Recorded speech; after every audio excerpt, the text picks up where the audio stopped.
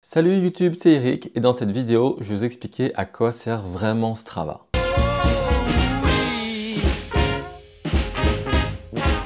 Depuis le printemps 2024, il y a plein de gens qui ont découvert et installé Strava. En ce qui me concerne, j'utilise Strava depuis 2016, donc ça fait un petit paquet d'années. Et dans cette vidéo, je vais essayer de vous expliquer ce à quoi, selon moi, sert vraiment Strava. Alors, le postulat de base qu'il faut comprendre pour les personnes qui ne connaissent pas Strava, c'est que Strava, ça vous permet d'enregistrer des activités. Et donc, moi, comme je vous l'ai dit, je l'utilise depuis 2016 et l'argument principal pour convaincre quelqu'un d'utiliser Strava, c'est le fait que ça regroupe toutes vos activités au même endroit et je m'explique. J'ai utilisé Strava pour la première fois en août 2016 et j'ai enregistré une sortie à vélo avec mon téléphone portable. Sauf que depuis, je n'ai pas enregistré toutes mes sorties avec ce téléphone. J'ai utilisé des compteurs pour vélo Garmin, j'ai eu le Garmin 530, le Garmin Edge Touring et le Garmin Edge 1000. Mais c'est pas tout, parce que depuis 2000, j'ai aussi eu une montre Polar Vantage M et maintenant j'ai une Garmin Forerunner 255. Vous l'avez compris, tous les appareils que je viens de vous citer n'ont pas forcément la même marque. Polar n'a pas le même écosystème que Garmin et ce sont des écosystèmes aussi différents d'un simple portable. Et c'est pour ça que pour moi, l'avantage principal de Strava, c'est de pouvoir regrouper toutes vos sorties, toutes vos activités sportives au même endroit. Et cela, peu importe l'appareil avec lequel vous avez enregistré votre activité. Par exemple, moi, comme je vous l'ai dit, j'utilise Strava depuis 2016 et quand vous vous rendez sur la page d'accueil de votre profil sur un ordinateur, vous pouvez voir des informations que je trouve hyper intéressantes. Par exemple, en ce qui concerne le vélo, ça me dit que j'ai fait 1649 activités pour une distance totale de 19 000 km. C'est énorme vu comme ça.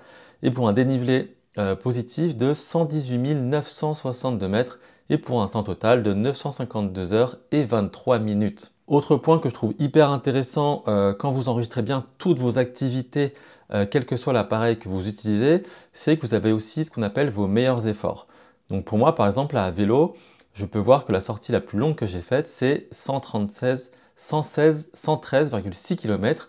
Et vous voyez, pour le coup, ça c'est une activité que j'avais enregistrée avec mon Garmin Edge 1000. Mais je peux aussi voir quelle est ma plus grande ascension, le plus de dénivelé positif que j'ai fait et mes meilleurs temps sur des distances données, donc 10 km, 20 km, 30 km, jusqu'à 5 km que j'ai fait en 5 heures. Et l'autre avantage quand vous voyez ces chiffres-là, c'est que si vous regardez bien sur votre profil, vous voyez qu'ils apparaissent en bleu et qu'ils sont cliquables.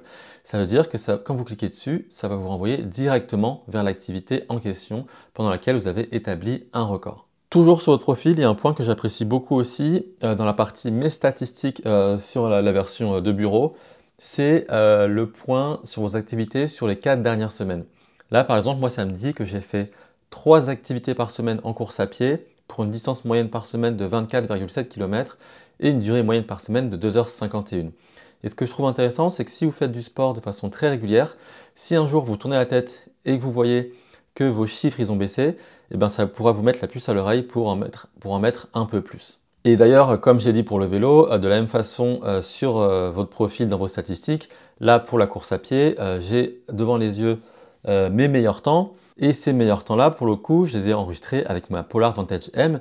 Mais entre-temps, j'ai changé de montre, mais ça ne change rien parce que tout est enregistré sur Strava. Et c'est pour ça que c'est un aspect hyper important de cette application. Et voilà ce que j'avais à dire sur la raison principale pour laquelle je trouve ça hyper intéressant d'utiliser Strava et surtout de le mettre dans sa routine parce qu'en fait, tout ce que je viens de vous montrer, ça marche seulement si à chaque fois que vous faites une activité sportive qui va de la randonnée à la piscine en passant par la course à pied et le vélo, si vous pensez à activer votre Strava, quel que soit le matériel utilisé, que ce soit un compteur, une montre ou bien même directement sur votre portable. Si vous le faites une fois sur deux, eh ben, ça aura beaucoup moins d'intérêt sur une très longue période. Et puis aussi pour conclure, en fait, quelque chose que j'aime bien, c'est quand on enregistre des sorties sur une très longue période, donc moi en l'occurrence, comme je vous l'ai dit, j'ai commencé en 2016 à Copenhague, et ben, c'est qu'on peut retrouver toutes ces sorties, encore une fois, quel que soit le matériel utilisé pour enregistrer cette sortie. Donc si vous voulez aller voir quel type de sport vous avez fait pendant l'été, par exemple pour moi 2018, eh ben, je peux le retrouver facilement, peu importe l'outil que j'ai utilisé pour enregistrer ces sorties. Voilà, cette vidéo sur l'intérêt principal de Strava selon moi est terminée. Je tenais à la faire parce que j'ai vu passer beaucoup de choses sur l'intérêt de Strava. Il y en a qui parlent de rencontrer des personnes, et ce genre de choses, et je trouvais ça un peu à côté de la plaque. C'est pour ça que je voulais remettre les pendules à l'heure avec mon expérience de plus de 8 ans sur l'application. Merci d'avoir regardé cette vidéo. N'oubliez pas, mettez un pouce en l'air sur YouTube si ça vous a plu et abonnez-vous pour ne pas rater les prochaines.